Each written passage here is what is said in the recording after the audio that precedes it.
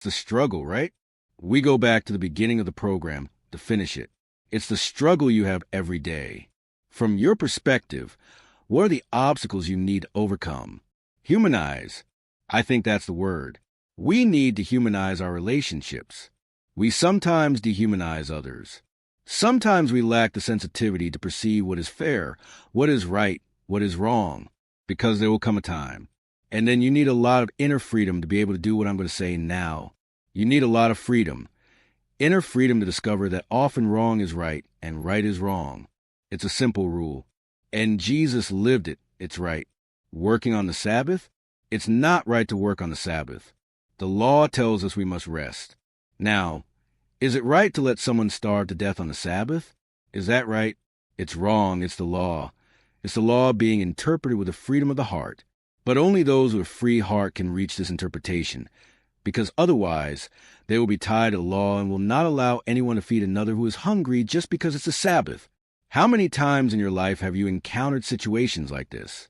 Why can't you? You can because you can't. Lack of freedom before the law. Sometimes a person is obeying a rule because they didn't know how to be free before it.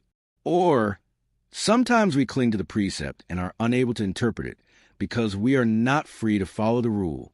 Being literal is always dangerous because it can be in compliance with what Jesus rightly said should not be fried. And if you analyze, Jesus came and radically changed the way people interpreted the law. He didn't banish the law.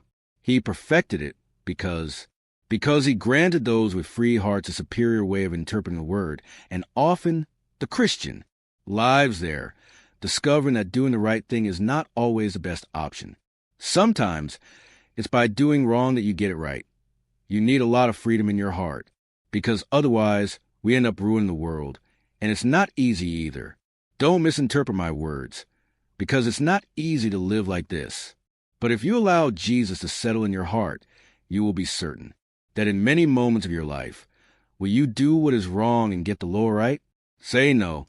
But at that moment, you realize that there is a necessity that goes beyond the law. The law tells me that I must not work on Saturday. May Jesus settle in your heart. May you be certain. May there be many moments in your life. Will you do what is wrong and write the law? Say no. But at that moment, you realize there is a need that goes beyond the law. The law tells me not to work on the Sabbath, but you find someone who needs your service, and then you discover the best way to obey God. It is not by keeping the Sabbath, but by taking care of those who need you even though it is a Sabbath,